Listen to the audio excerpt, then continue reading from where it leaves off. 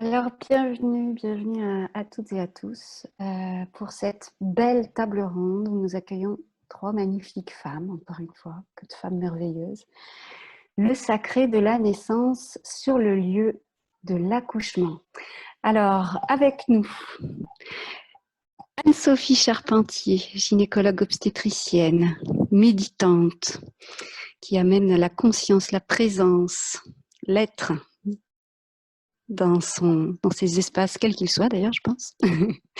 Muriel Bonnet-Delval, qui est à Paris en ce moment. Muriel Bonnet-Delval, chercheuse, baroudeuse, auteure, étudiante sage-femme, infirmière, maman, grand-mère, qui nous emmènera sur les ailes du sacré. Et Indiana Escache, cofondatrice du collectif Perle à Montréal, co-organisatrice de Naître Perle, maman, doula, thérapeute, bon, et tout ça, et tout ça, et tout ça. Alors, ces trois belles femmes vont aujourd'hui vous offrir leur vision de ce sacré, le sacré de la naissance sur le lieu d'accouchement. Parce que c'est vrai qu'on peut tout préparer. C'est vrai qu'on peut avoir des contextes idéaux. C'est vrai qu'on peut avoir une intimité extraordinaire. Et c'est vrai aussi qu'on peut ne rien avoir de tout ça. Alors, à travers les récits, à travers les cultures, ce qu'on vous propose aujourd'hui, c'est ce grand voyage dans le sacré pour célébrer. Diane Boutin, qu'on a entendu précédemment sur la table ronde sage-femme du monde entier, dit que quand elle se rend à un accouchement, quand elle se rendait à un accouchement, c'était pour elle aller à une fête, à une célébration. Et donc, elle avait toujours le cœur en joie pour ça. Bon, on sait que ça favorise l'ocytocine, donc voilà. Alors, on va commencer avec toi, Anne-Sophie Charpentier, si tu veux bien. Dans ta pratique, dans ton métier, dans le contexte où tu exerces, quelle est la place du sacré sur le lieu de l'accouchement, le lieu de la naissance? Bon, rebonjour à tous. La place, elle est celle qu'on lui donne, parce que le sacré, il est partout. Moi, en tant que gynéco, je bosse encore dans une maternité, une petite maternité en France, entre autres. Euh, alors, il n'y a pas de bougie, il n'y a pas de musique zen. Des fois, on met un peu de la lumière tamisée, mais ça reste le cielitique. Donc, l'environnement en lui-même, il n'a rien de sacré. Mais le sacré, il est à l'intérieur des femmes et de cette vie qui va arriver. Donc, on arrive à mettre du sacré partout si on en a envie. Et il se peut qu'on ait besoin d'avoir à l'extérieur des choses qui sont rassurantes pour faire rentrer ce sacré. C'est OK, c'est parfait. Si on arrive avec des trucs un peu bizarroïdes dans la salle d'accouchement, on va sûrement être catalogué ou catégorisé par des gens qui jugent. Et le sacré ne peut être accueilli et respecté que par celles et ceux qui y ont accès. Donc, il faut faire avec ce qui est. Si le couple, ou au moins la femme, a envie de toucher ce sacré au moment de l'accouchement, c'est possible partout, partout, partout, partout. Voilà le message que je voudrais faire passer. Et à l'hôpital aussi, le sacré se manifeste. Oui, bien sûr. Bon, merci Anne-Sophie. Alors, c'est une belle introduction. On va pouvoir développer tout ça. Muriel Bonnet-Delval. Le sacré, tu l'abordes dans ton livre La naissance, un voyage. On va te retrouver tout à l'heure dans une rencontre où tu vas pouvoir nous parler un petit peu plus de ton livre à 19h15. Alors, c'est quoi le sacré pour toi sur le lieu de l'accouchement, le lieu de la naissance? Écoute, ce qui me vient comme ça, tout de suite là, et ce qui m'a marqué, c'est quand j'ai commencé mon voyage, donc dans les autres cultures et auprès des sages-femmes traditionnelles. Mon premier voyage au Mexique, donc chez les Mayas, je suis restée là pendant 4 mois dans la palapa avec la sage-femme, la suivante, etc. Finalement, enfin arrive la naissance, que je photographie parce que bon, je suis photographe aussi. Et à la fin de l'accouchement, sur la porte de la case, une branche de Ruda, la rue. Et la rue, c'est une plante qui après j'ai retrouvée dans tout mon voyage au Mexique, qui est une plante, nous on appelle la rue, c'est une plante un peu qui a un drôle de parfum et qu'on utilise pour chasser les mauvais esprits. Donc, c'était là, tout à coup, physiquement, j'ai compris, j'ai ressenti de l'intérieur, j'étais jeune, hein, j'avais 27 ans, j'étais au début de ma recherche, et j'ai ressenti le monde de l'invisible présent pour protéger l'esprit de ce bébé qui venait de naître des esprits extérieurs à travers cette plante. Donc ça, c'était vraiment voilà, le sacré, tout était sacré puisque l'environnement et tout, mais là, il y avait le geste en plus qui permettait de protéger l'esprit. Donc la dimension de l'esprit de l'enfant, de la fragilité de cet esprit était présente à travers cette plante. J'en ai beaucoup d'autres histoires à raconter, mais bon, déjà on commence par ça. Oui, c'est bien. Puis on a hâte aux prochaines. Alors, merci Muriel. Indiana. Alors, Indiana, ça y est, je vais vous dévoiler l'essence de cette rencontre. Alors, Indiana Escache, c'est une complicité de plusieurs années entre nous. Indiana Escache, donc tu as un parcours particulier, si je puis le nommer ainsi, un parcours de femme, un parcours de mère. Est-ce que tu voudrais nous raconter, avec tes mots à toi, juste d'un point de vue de ton histoire, au cœur de la naissance, les étapes successives qui se sont présentées à toi, puisque ce sujet, le sacré de la naissance sur le lieu de l'accouchement, a été vraiment inspiré par Indiana et son histoire. Alors Indiana, je te cède la parole pour que tu nous racontes un petit peu. Merci. Mon Dieu, Sonia, c'est toute une introduction. Là, il faut que je tienne le cap pour pas décevoir l'audience. Écoute, franchement, mon histoire, je pense qu'elle est en point semblable à plein d'histoires de plein de femmes.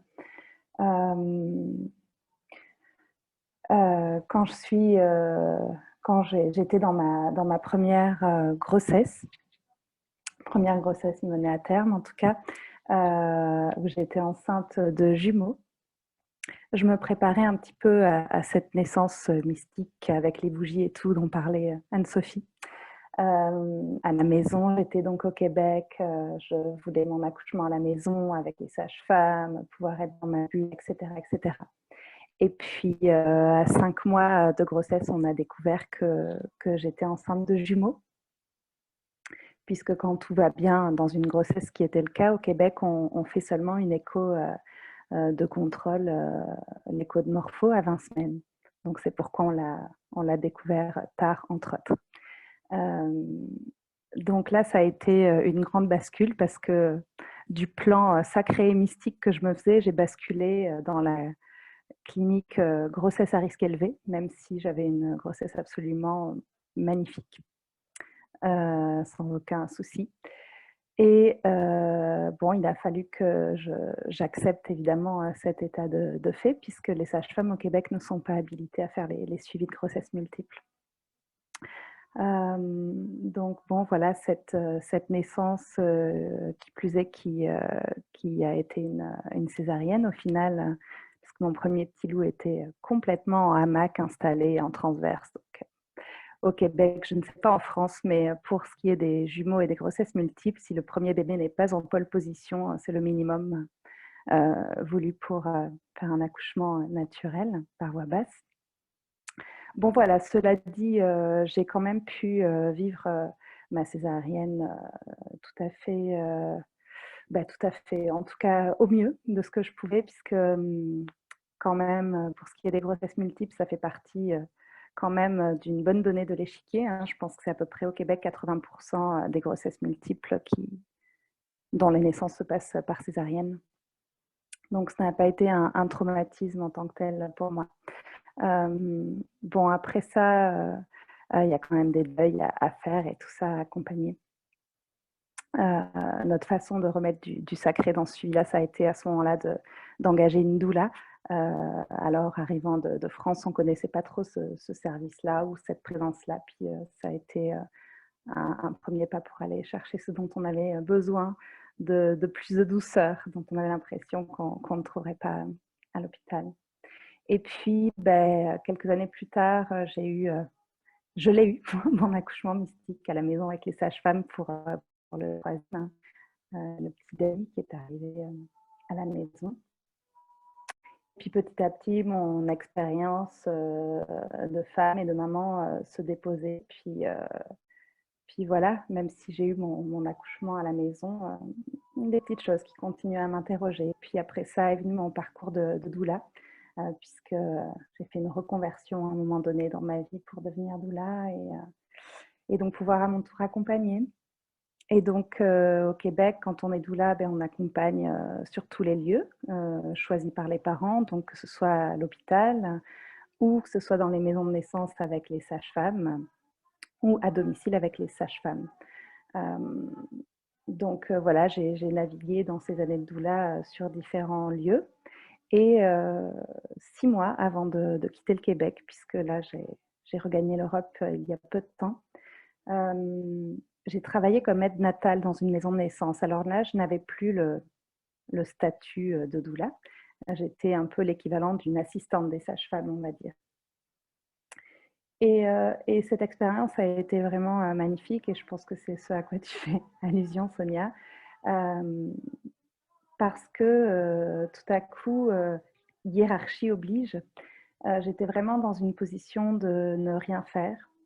D'observer, de me faire toute petite, bon, ce que je faisais quand même déjà pas mal comme doula.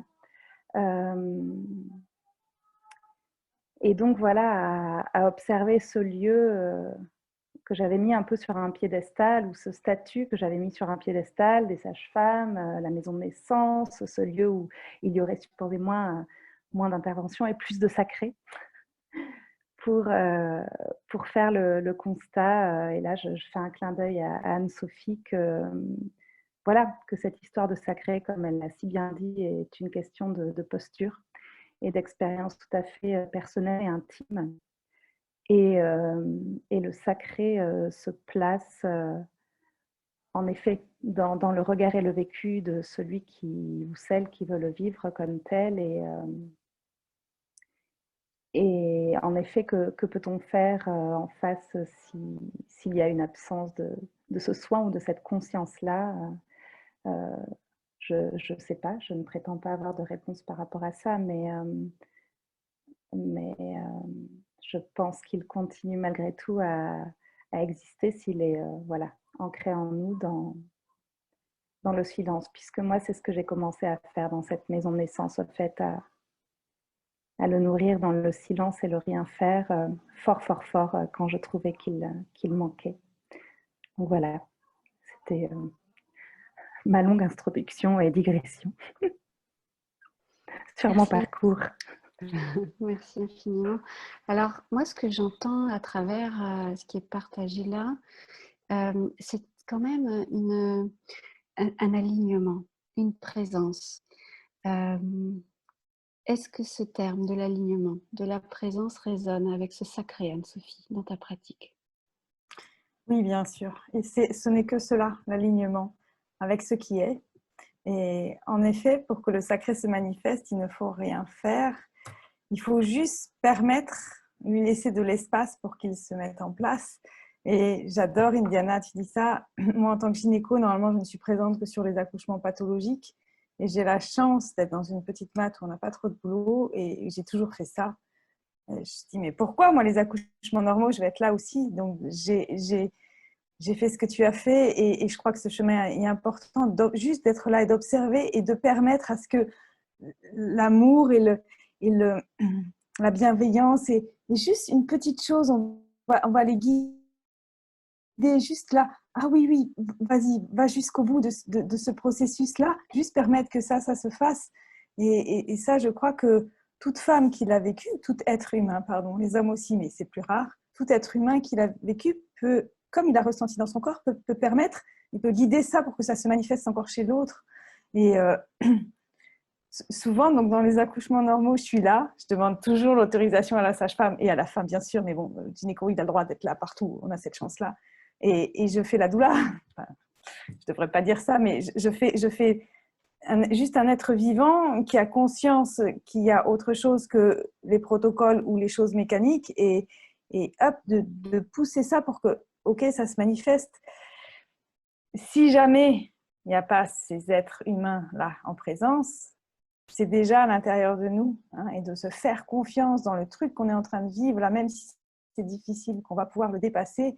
Et Indiana, c'est très très beau ce que tu as dit, hein. Tu avais programmé un accouchement à la maison avec les fleurs et les bougies, tu as eu une césarienne et tu as fait avec, et ça c'est très beau, c'est ça, faire avec ce qui est.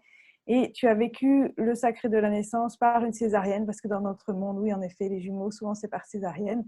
Et tu as fait que ça se fasse quand même, et que l'amour soit quand même présent, même s'il y a une césarienne, même s'il y a 10 personnes dans la salle. Tu étais dans ton univers avec cette doula, et parce que tu t'es permis de vivre ça, tu as pu toi aussi être doula à ton tour pour le transmettre. Parce que tout est d'une question de transmission. Le sacré, ça se transmet après avoir été vécu à l'intérieur de nous. Il n'y a rien à faire, en effet, c'est juste à permettre à qu'il se manifeste.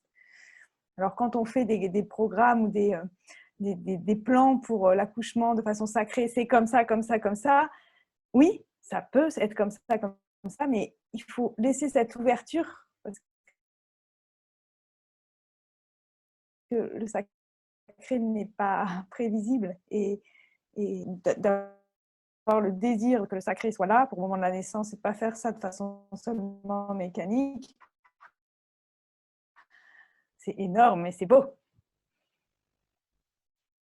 Merci Anne-Sophie. Alors Muriel, tu voulais nous proposer un voyage au Mexique. Parce qu'en fait, c'est vrai que bon, il ne faut rien idéaliser, hein, mais c'est vrai qu'un accouchement physiologique, comme j'ai pu assister dans les traditions, il y a 20 ans, 30 ans, etc., où vraiment la sage-femme était complètement en lien entre le monde visible et invisible, le sacré était présent dans tous les instants de la vie, en fait. Quand on allait chercher le maïs, quand on demandait la permission, enfin, c'était naturel. Voilà. Chez nous, on a un petit peu perdu ce sens au sacré, de par, disons, le matérialisme scientifique qui nous a fait changer nos mentalités, etc. Et maintenant, on revient à...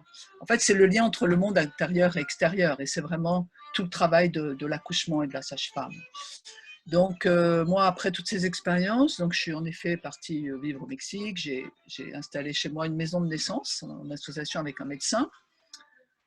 Et comme je suis beaucoup dans les traditions amérindiennes, donc le Temazcal, c'est la hutte de sudation. Et en fait, avant, les Amérindiens, les Aztèques et tout ça, les Mayas, ils accouchaient dans les Temazcals. Donc, je me suis dit, waouh! Donc, j'ai fait mes recherches, etc., etc. Et finalement, c'est assez logique. C'est ce qu'a fait Michel Audin à Pithiviers quand il proposait la piscine chaude et que les enfants naissaient dans l'eau, parce que l'utérus étant un muscle, et bien du coup, quand il se détend, et bien il se relâche et donc l'enfant naît. Et le principe du Temazcal, c'est exactement le même. Donc la sage-femme qui utilise le Temazcal, c'est une sage-femme évidemment, avec peut-être un assistant pour voilà. Elle travaille avec la chaleur, avec l'énergie et avec les plantes, parce que dans l'eau qu'on va mettre avec les pierres chaudes, il y a la vapeur des plantes qui s'en va et qui sont des plantes voilà, pour participer à l'accouchement. Et il y a une chose extraordinaire, et ça vraiment je voudrais le partager avec vous parce que je crois que vraiment bon, c'est assez peu connu, mais pardon, un peu mal à la gorge, mais quand l'enfant naît dans un Temazcal, où il y a une espèce de vapeur, hein, puisqu'il y a les vapeurs de la pierre, les vapeurs des pierres qui se sont évaporées, enfin la fumée de l'eau, j'ai du mal à parler tout de suite, mais c'est pas grave. Eh bien, quand l'enfant arrive, c'est parce qu'en fait c'est très compliqué à exprimer, parce que je suis quelqu'un de plus visuel, et là c'est vraiment quelque chose de visuel, c'est-à-dire que l'enfant qui vient dans le Temazcal au moment où il sort, on voit dans la fumée les couleurs de l'énergie de l'enfant qui naît. Et ça, pour moi, ça a été une véritable confirmation de quelque chose que je sentais depuis longtemps. Parce que finalement, la sage-femme aussi, alors il y a des sages-femmes qui sont un peu pathologiques et qui vont se nourrir de cette énergie, et une vraie sage-femme comme Françoise Servan ou d'autres, elles vont se mettre en retrait pour permettre d'accompagner, mais de laisser cette énergie pour les parents. Bon, là, je rentre sur un domaine un petit peu, peut-être, qui peut être litigieux, mais en tout cas, c'est mon expérience et je peux vraiment développer ça un jour. Donc, je pense que c'est très important de comprendre qu'en effet, là, on a la vision, on a ça s'incarne directement à travers la fumée, l'énergie de l'enfant qui naît. Voilà, donc là, c'est vraiment quelque chose d'assez extraordinaire.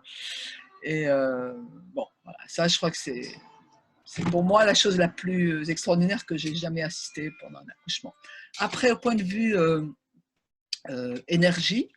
énergétique, on fait aussi des témascales, donc des huttes de sudation, après l'accouchement, parce qu'en fait, la femme qui accouche, elle a son ventre froid. D'accord. Donc, la mettre dans un... Non, mais enfin, dans les... Je vois Anne-Sophie qui dit non, mais disons dans une certaine, disons, cosmovision. Après, je n'ai rien à prouver, je ne veux même pas discuter, tu vois. Mais en tout cas, dans cette vision-là, donc le ventre étant froid, ça permet de réchauffer. C'est comme de l'alimentation. Par exemple, au Maroc ou partout, on donne une alimentation chaude. On travaille avec des plantes chaudes pour redonner de la chaleur, pour éviter justement les baby blues, les postpartum, les dépressions postpartum. D'ailleurs, avec mon enquête que j'ai fait, etc., les dépressions postpartum n'existaient pas. D'accord. Non seulement parce que ça, aussi parce qu'il y avait l'entourage, enfin bon, c'est tout un ensemble, il n'y a pas une chose, il faut prendre les choses dans la globalité.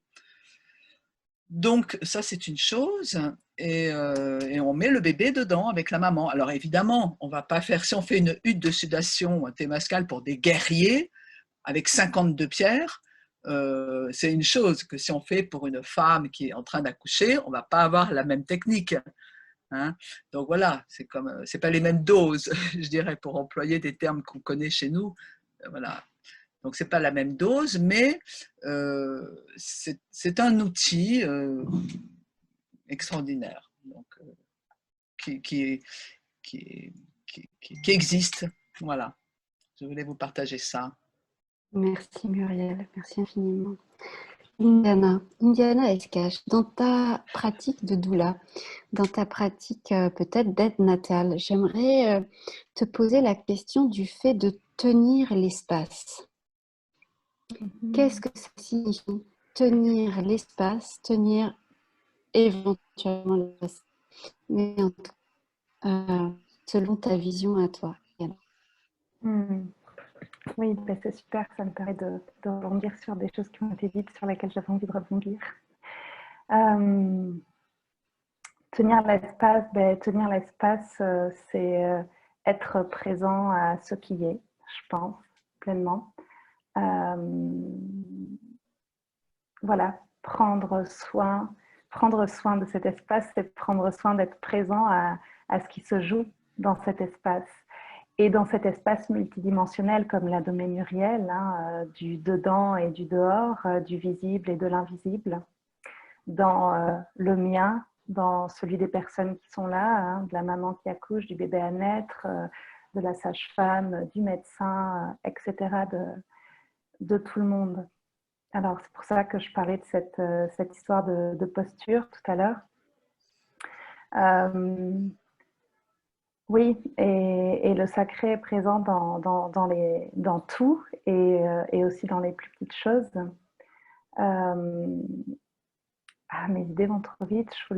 Oui, c'est ça, je voulais rebondir un peu par rapport à ça, en parallèle à des choses qu'ont dites Anne-Sophie et Muriel, au niveau des forces qui peuvent se mettre en opposition.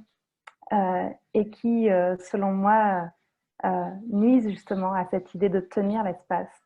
Et ça, j'ai eu beaucoup de guérison moi-même, de guérison de la guerrière en moi, des convictions en moi, de la révolutionnaire en moi, de la féministe en moi, quand j'ai travaillé comme aide natale dans la maison de naissance. Comme j'étais face à un petit peu pas une surprise, mais en tout cas un questionnement par rapport à ce que je pouvais juger, hein, d'un espace de jugement, d'une absence de sacré, jugement dans lequel j'avais pu être, alors sans nécessairement le verbaliser comme ça, des fois dans des espaces plus à l'hôpital. Et du coup, de me retrouver vraiment dans cet espace tout petit de silence, de retrait, et de vraiment être présent à tout l'espace, parce que là, tout à coup, je n'avais plus rien à faire, j'avais juste à être dans cet espace-là, et c'était ça qui était merveilleux.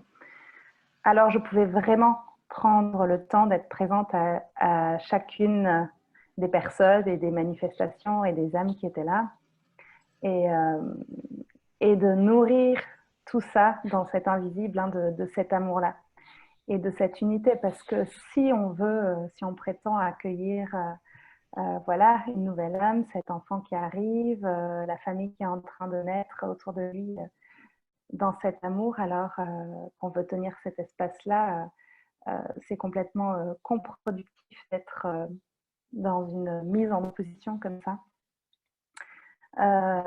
Et voilà, donc du coup, de pouvoir être dans cette posture dans laquelle j'étais, d'être natale à la maison de naissance, mon cœur vraiment s'est ouvert, tout d'un coup, beaucoup de compassion, de gratitude, parce que aussi de voir les sages-femmes dans leur quotidien, dans la charge de travail, dans les rythmes de travail, dans les pressions du collège des médecins sur leurs épaules, dans tout ça, qui est un contexte et qui rentre dans la salle de naissance, tout ça. Parce qu'elles sont des personnes traversées de tout ça. Et au même titre qu'à l'hôpital, le médecin, la gynéco qui est là ce jour-là, etc., les infirmières, qui peut prétendre arriver et laisser tout ce qu'il est à la porte? Alors bien sûr, on travaille à faire ça, mais on arrive avec tout ça. Donc vraiment, ça m'a permis de vraiment pouvoir accueillir pleinement tout ça et de pacifier beaucoup de colère en moi, parce que je comprenais que voilà, que la seule posture juste était cette dimension de reliance et d'amour et de présence avec chacune des acteurs du moment, et que c'était ça le sacré. Parce que si moi je me mets dans cette disposition-là, j'émets une onde.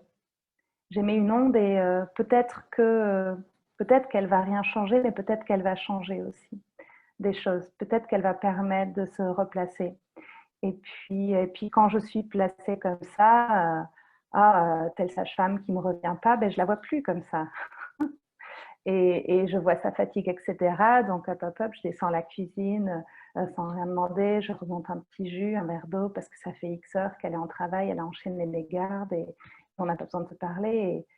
Et elle va avoir cette bulle-là, elle va prendre son truc et ça lui permet un reset et elle repart différemment. C'est pour ça que je dis aussi que le sacré, en effet, il est partout tout le temps et il est aussi dans ces petites attentions de où on place notre présence. Et de ne pas être en effet uniquement obnubilé par la sacro-sainte mère et l'enfant, qui bien sûr sont au centre de ce mandala, mais voilà, on fait tous partie du mandala si on est présent autour de cet espace. Donc tenir cet espace-là, pour revenir à ta question, Sonia, c'est vraiment veiller et nourrir cette présence pour tout cet espace et tous ceux qui le constituent, visible, invisible. Et puis, et puis moi j'adore les petits détails, les petites choses. Et là où j'avais envie de rebondir aussi sur Anne-Sophie qui me disait ouais, mais t'as vécu ta césarienne, et voilà, des fois dans ces antagonismes qu'il y a et que j'aimerais tellement qu'on puisse être juste dans l'unité, qu'on arrête là, avec ces trucs de doula, sage-femme, gynéco, hôpital, maison, juste être dans cette présence. Et je pense que ce qui m'a profondément aidé et nourri à remettre le sacré, moi par exemple dans mon expérience de césarienne, c'est qu'à un moment donné, on avait peut-être une gynéco extraordinaire, en tout cas qui était clairement en présence, et on a eu la chance, malgré cette grossesse multiple, de pouvoir, elle nous a laissé aller au terme de cette grossesse, hein, ce qui est rare pour des grossesses gémellaires, c'est-à-dire que je suis allée jusqu'à 40 semaines et 5 jours de grossesse, on m'a laissé aller loin pour la norme, puisqu'on interrompt en général ou on provoque les naissances autour de 37-38 au Québec semaine. Et bon, évidemment, quand on commençait à parler de « je sais, Indiana me disait-elle que tu ne veux pas qu'on mette d'autres dates, que si, que là, mais là, moi, j'ai une administration derrière, il faut que je négocie. » Et à un moment donné, elle a juste dit cette phrase, qui pour moi était un détail, mais qui a remis du sacré dans l'expérience, où elle m'a dit « tu sais, Indiana, qu'une césarienne, mis à part le don d'organes, c'est la seule chirurgie altruiste qui existe. » Et elle aurait pu ne pas la dire, cette phrase. Mais moi, ça a vraiment pacifié tellement cette phrase, mais tellement. Et puis du coup, cette phrase, ben, je peux l'offrir à mon tour. Hein. Je ne sais plus si c'était Muriel ou Anne-Sophie qui disait le sacré, c'est pour le transmettre et le partager. Et voilà, donc dans toutes ces petites choses qui sont en fait une question de présence et d'attention à ce qui est et qui est avec moi, en face de moi. Voilà. Merci infiniment, Indiana. Anne-Sophie. Je la note, ta phrase, Indiana. C'est magnifique. Hein, parce que une césarienne, c'est toujours difficile. Hein, parce qu'on sort du programme. Personne ne veut une césarienne. Et moi, même quand je fais une césarienne, je m'y mets à 5 fois pour faire une césarienne. Parce que je sais il y a un processus qu'on ne va pas faire là, mais qui pourra se rattraper après. Hein, et justement, c'est ces petites phrases qui sont là, c'est de la bienveillance. Et des fois, elles ne sont pas là, donc il faut que nous, les femmes, on puisse se les donner à nous-mêmes aussi. Hein. Alors, oui, quand c'est là, on les prend de l'extérieur, mais elles peuvent aussi venir de nous. Et dans cette période de l'accouchement où on est relié au divin, hein, parce qu'il y a un être... une âme pure qui est là en présence. Hein, le fœtus, le futur nouveau-né, c'est une âme pure. J'aime pas ce mot pur parce que ça veut dire qu'il y a des impurs, mais la reliance, elle se fait au sacré grâce à cet enfant-là ou à une autre personne à l'extérieur, mais c'est toujours là, on peut toujours aller le chercher si on se fait confiance et si on va au-delà de nos limitations et au-delà de nos concepts, de ce qu'on avait imaginé. Et c'est ça qui est très très beau. Et alors j'aime bien Muriel quand tu nous parles de huile de sudation, j'adore. Ton expérience là nous montre que oui, l'accouchement c'est pas que forcément mécanique. Oui, il y a du feu, bien sûr qu'il y a du feu au moment de l'accouchement. Dans tout acte sacré, il y a le feu qui est une énergie vitale énorme. Et alors, je ne sais pas si on va faire des huiles de sudation dans toutes les maternités. On a déjà du mal à faire les maisons de naissance. Hein. On a beaucoup de mal à faire des maisons de naissance en France. Hein, parce que il faut faire avec aussi. Juste, l'expérience peut dire que oui, quand l'enfant naît, il se passe des choses. Ouais, évidemment. Oui, il se passe des choses. Et comment est-ce qu'on va accompagner ça ? Et c'est un truc qui nous inonde, quoi. Et aussi, tu parlais d'énergie. Le sacré, c'est au-delà de l'énergie, pour moi. Hein, l'énergie, ça reste quelque chose de dualiste dans notre monde, bonne énergie, mauvaise énergie. Quand le sacré va faire que tout va monter. Hein. La sage-femme ou la doula ou le médecin va tirer de l'énergie, hein, pour son ego, pour son pouvoir, machin, ça va asseoir son pouvoir ou autre, ou alors ça va l'amener au sacré. Hein, mais quand il y a du sacré, les deux s'élèvent en même temps. Et c'est ça qui est beau, parce que souvent l'énergie, quand on prend de l'énergie, hop, il y en a plus, l'autre qui a moins. Hein. Toute cette histoire, quand on voit quand le sacré est là, la femme est dans cet épanouissement, l'enfant est accueilli comme il est dans cet épanouissement, parce que lui, il est déjà comme ça. Et hop, est-ce que le mari va suivre, enfin le conjoint, le mari, la deuxième personne de ce couple-là va suivre, et est-ce que aussi l'équipe va suivre, et là, on sait qu'il y a du sacré, parce que tout s'élève dans le sacré. C'est ça qui est vraiment... Et c'est la réalité des choses, de ce qui se passe. Hein, c'est pas que des histoires. Avec lutte, il y a de la lutte de pouvoir et tout ça, alors que le sacré va faire que tout s'élève. Et c'est pour ça que moi, j'ai observé, comme toi, Indiana, en salle d'accouchement, je me disais, wow, mais il se passe des trucs, là, mais on est nourris. Je dis, bon, ok, je suis nourrie, c'est bien, mais qu'est-ce qui nourrit ? Ah ben oui, c'était ma place de gynéco avec mon pouvoir. Et une fois que j'ai moi touché le sacré,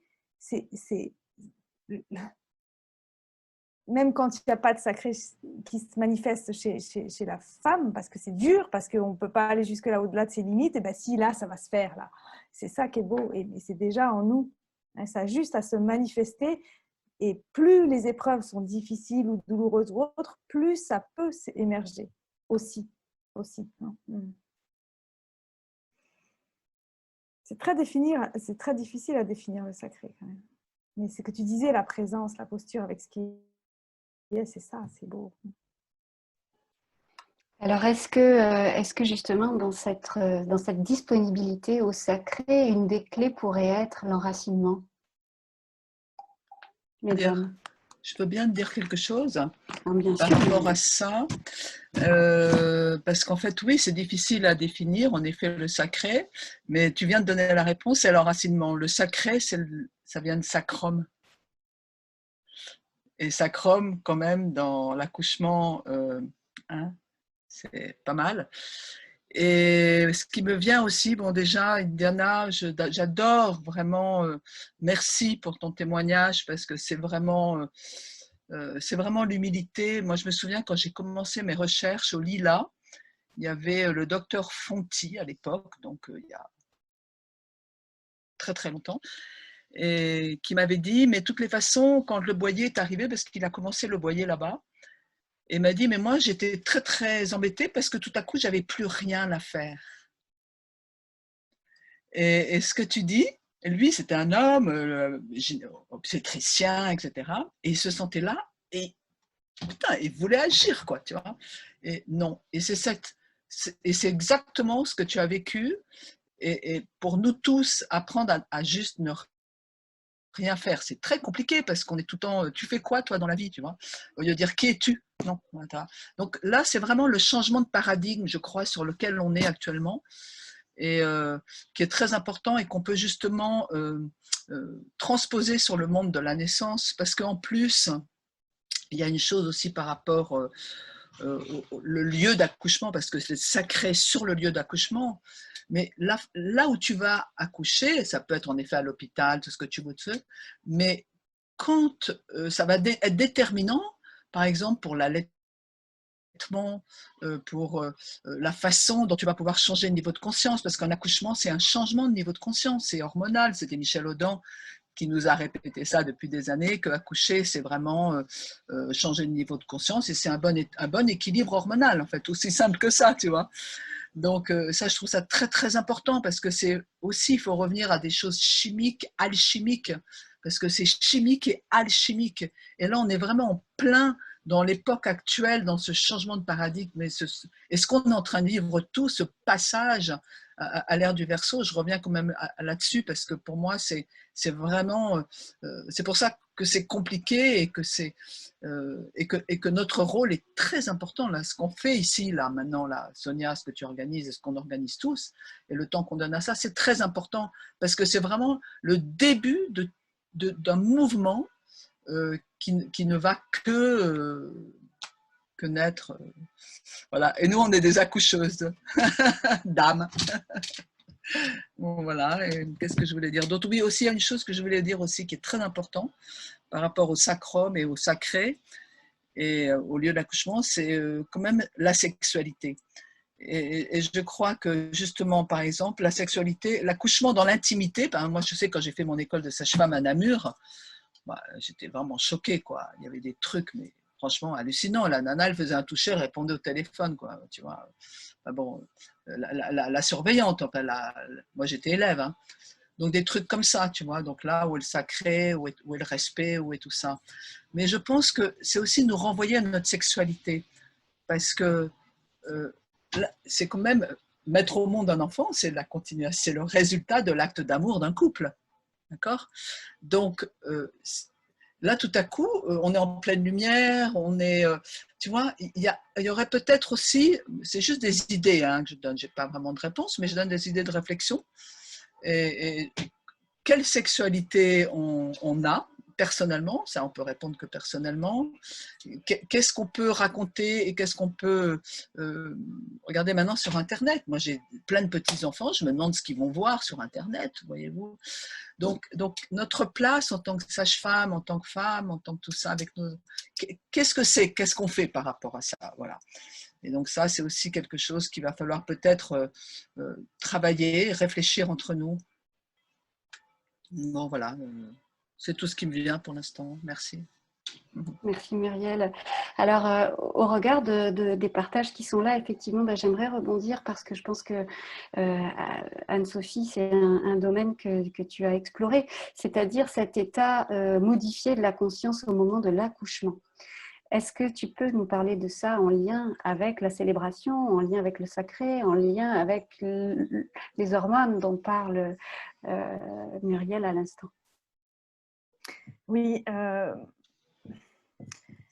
on a 3 états de conscience qu'on vit habituellement, l'éveil, le sommeil et le rêve, qui sont les états de la vie où j'appelle ça de la survie.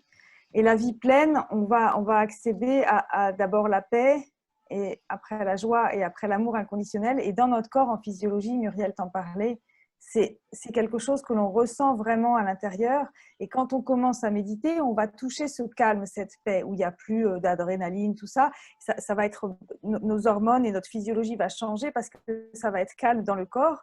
Et au moment de la naissance, il y a l'ocytocine, qui est une hormone de l'amour, où on va ressentir à l'intérieur de soi cet état de conscience qui est, je crois que c'est le 6e, d'amour inconditionnel, enfin d'amour qui circule en nous, Et l'amour, c'est au niveau physiologique, et c'est l'ocytocine. Et elle va être là, et elle va être là pendant l'accouchement. C'est obligatoire pour les femmes, parce que c'est ça qui donne les contractions.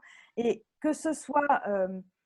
alors, ce qui est très intéressant, ce que j'ai observé aussi, c'est que même si on déclenche l'accouchement, ou même si l'ocytocine, elle est extérieure, les femmes peuvent vivre des trans, enfin, des états de conscience modifiés aussi, déclenchés par une ocytocine artificielle, et après, elles vont produire leur propre ocytocine, et donc elles vont pouvoir vivre ces états de conscience modifiés et avoir accès au sacré, même avec nos espèces de médicaments et même avec nos péridurales. Et ça a été pour moi une découverte, enfin, une révélation très importante. Je dis, voilà, on a médicalisé, le sacré ne peut pas être là. Il peut aussi être là. Alors, bien sûr, c'est beaucoup plus facile d'accéder et beaucoup plus rapide d'accéder avec son ocytocine naturelle, sans péridurale à la maison, en étant bien accompagné. Ben là, le sacré va tout de suite être disponible. Mais c'est vraiment un état de conscience qui se vit à travers la physiologie du corps. Et c'est pour ça que nous, en tant qu'accompagnants, si on est déjà dans cette paix, si on n'a pas peur, si on n'est pas... je ne sais plus qui disait, la sage-femme qui est ailleurs parce qu'elle a plein de trucs à faire. Et oui, on a des papiers, c'est insupportable les papiers pour l'instant à l'hôpital, donc elle ne va pas être disponible pour être dans cette paix et pour pouvoir que, elle, si elle est dans cet état de conscience, parce que c'est ça qui est génial dans les états de conscience. Quand on est dans un état de conscience, soit de méditation, soit de reliance, justement, où on reçoit des informations, là, et on va pouvoir, de médiumnité, voilà, c'est le 5e état de conscience, on va résumer très simplement médiumnité. Notre conscience, on va pouvoir tous accéder à cet état de conscience sans rien faire aussi. Donc, si on est, nous, dans la paix, voire dans l'amour, c'est ça qui va circuler. Vous comprenez bien que si j'arrive avec mes peurs, là, de me dire « Oh là là, putain, j'en ai 12 en salle d'accouchement, là, il y a des salles partout, et puis je ne vais pas avoir le temps. » Je vais arriver avec cette peur-là ou cette surcharge de choses à faire. Alors que si j'arrive dans un état de conscience calme, eh ben, c'est ça qui va circuler. Et la femme, elle l'est déjà, parce que je répète ce que j'ai dit tout à l'heure, hein, entre les contractions qui sont douloureuses, il ne se passe rien. Il y a juste de l'ocytocine qui est dans le corps des femmes. Et cette phase-là, entre les contractions, qui ne dure pas longtemps, hein, c'est 2-3 minutes, hein, mais c'est hyper important. Là, la femme va elle-même être dans le calme. Et si nous, si on chante cette phase-là et on arrive avec notre stress, ouh là là, ça va passer vite, machin, tout ça, le père qui se dit, oh, mon Dieu, mon Dieu, mon Dieu, l'agitation partout, eh ben, c'est ça qui va venir dans la pièce. Alors que la femme elle-même, elle est dans cet état d'amour parce qu'elle est baignée par de l'ocytocine. Mais là-dessus, qu'est-ce qu'on va rajouter? Parce qu'on a toujours l'habitude de ne pas être que dans le ressenti du corps, mais dans les projections. Oh là là, si ça s'agite autour, ça veut dire qu'il doit y avoir un problème. Non, c'est juste que la sage-femme, elle a un problème dans l'autre salle d'à côté. Alors que là, tout va bien, mais on ne sait pas, ou que l'autre n'est pas disponible, ou l'inconnu fait peur. On va avoir plein de choses dans notre tête qui vont tourner pour sortir de ce calme qui est déjà là dans le corps. C'est en ça qu'au moment de la naissance, le sacré, il est accessible à toutes.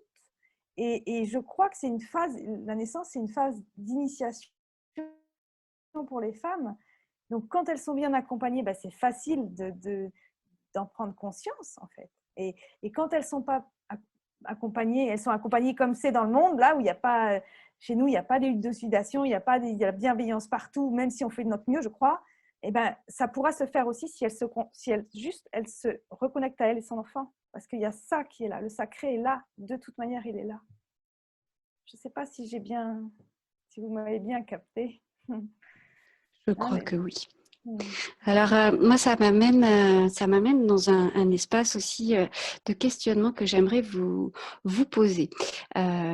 Sur le terrain, concrètement, quand on tient l'espace, quand on est enraciné, quand on ouvre son cœur, quand on accepte de ne rien faire et d'être tout simplement, est-ce que ça aussi, c'est contagieux sur le personnel avec qui on travaille?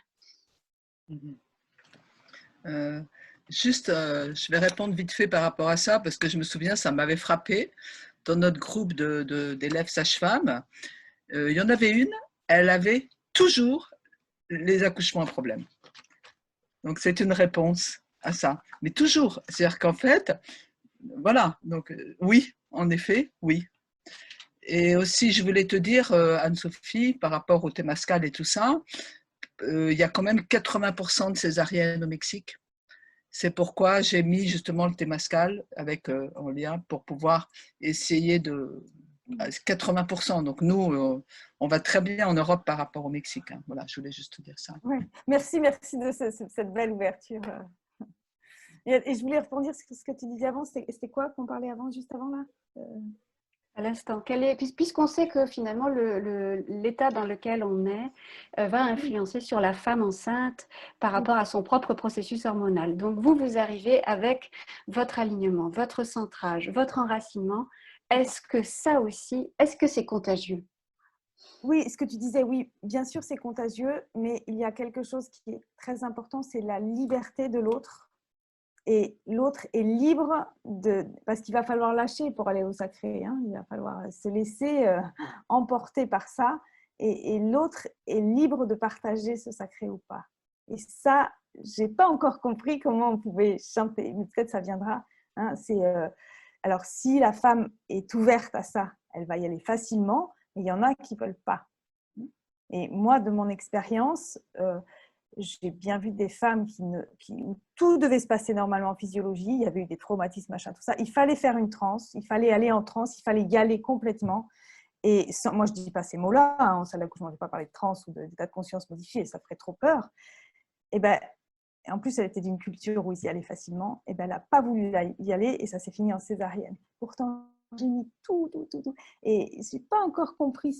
Et je pense que la seule chose qui était là, c'était la liberté de l'autre. Vas-y, Indiana. Je crois qu'Indiana a quelque chose à partager. Indiana. Oui, j'ai trop envie de rebondir là depuis tout à l'heure sur plein de choses. Il va falloir que je remonte le fil, mais alors je vais aller peut-être rétro comme ça. Donc, par rapport à ce que tu viens juste de partager, Anne-Sophie, sur je pense qu'on revient, mais voilà, en tout cas c'est peut-être mon truc aussi là, mais à cette question de la posture et d'être présent à ce qui est et d'accepter ce qui est. C'est-à-dire que si malgré ma posture il n'y a pas d'effet d'onde comme ça, si j'en observe pas chez le gynéco qui est là, chez la sage-femme, chez la maman, etc., le sacré, voilà, il est dans accepter ce qui est et aussi remettre chaque personne dans sa place tout à fait responsable dans ce mandala-là. de la naissance qu'on est en train de tous co-créer, tisser à ce moment où ça se joue. Voilà, chacun a son histoire à vivre à travers ça et dans des choix conscients ou pas, c'est pas grave. C'est ce qui se passe dans cette vie-là. Alors évidemment qu'on a plutôt envie de tout le temps que ça se passe bien et d'être dans la lumière et qu'est-ce que c'est aussi se passer bien ou pas bien. Bon voilà, on pourrait parler de tout ça, mais voilà, enfin vraiment accepter aussi la justesse des choses et même dans les accros, même dans ce qui ne se passe pas parce qu'on ne sait pas aussi avec le temps et dans le processus de vie, d'éveil ou non dans lequel sont les personnes, on ne peut pas faire leur chemin à leur place. Et ça, c'est tellement important de se le rappeler aussi vraiment beaucoup. Voilà, notamment par rapport à toutes ces dimensions de sacré, etc. Moi, j'ai tellement vu souvent aussi, et avec tout l'amour que j'ai pour elle aussi, mais des collègues là qui veulent tellement trop en faire pour être sûr que ça soit là, parce que personne d'autre va être capable de donner cette présence-là, et c'est faux. Enfin, à mon entendement, non, tu n'as rien à faire que t'occuper de toi et accepter tout ce qui est, quoi. Et il est là le sacré et c'est ça.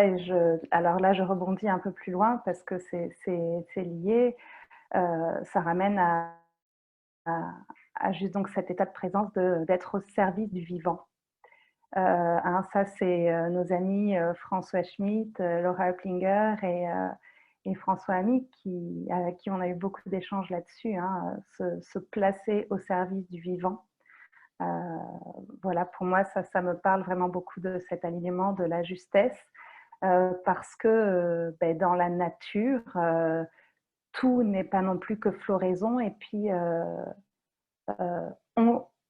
en tout cas les cycles de la nature et la nature nourricière de la nature ne choisit pas où elle va nourrir, où elle va donner cet espace de lumière et d'amour. Donc là, je fais un ricochet par rapport à ce qui a été encore partagé un peu plus loin, en espérant que vous me suivez. Par rapport à ces dimensions de pouvoir et d'enjeux autour de l'ego, quand on est voilà, dans cet espace-là, etc. Voilà, parce qu'on arrive tous avec notre ego, même si on a travaillé dessus. S'il n'existait pas, on ne serait pas là.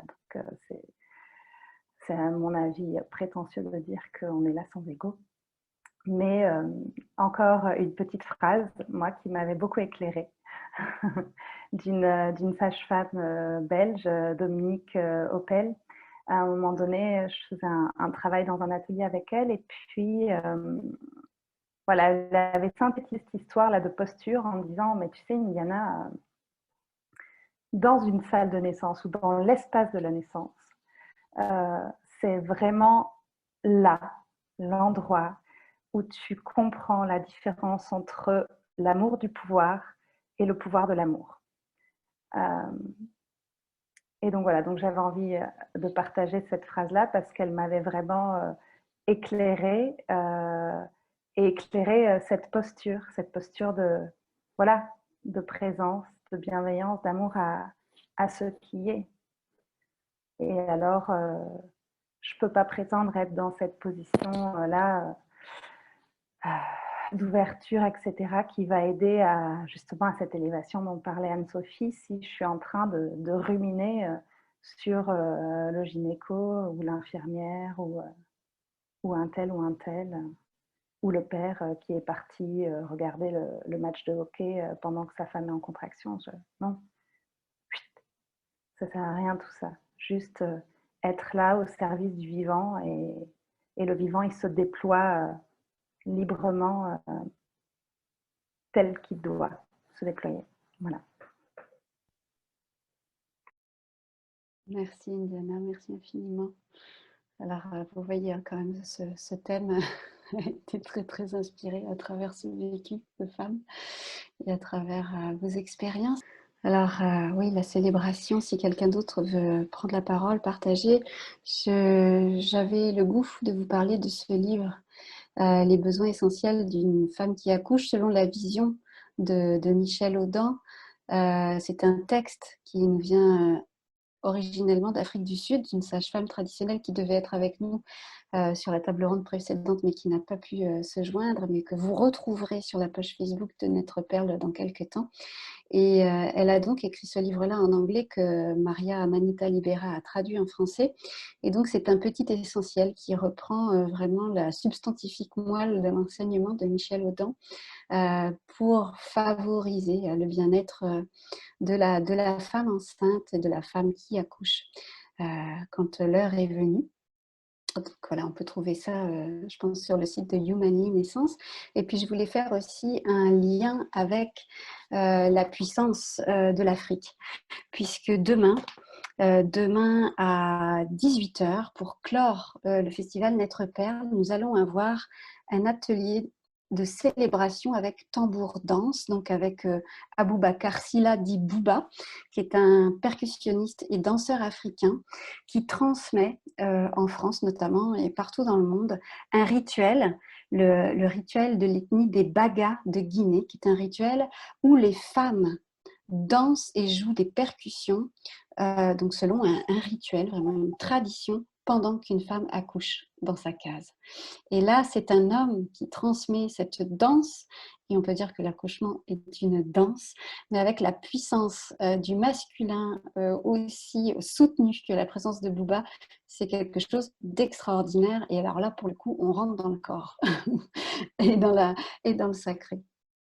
Donc voilà. Alors Muriel, Indiana, Anne-Sophie, est-ce qu'il y a quelque chose que vous aimeriez rajouter pour clore notre rencontre d'aujourd'hui?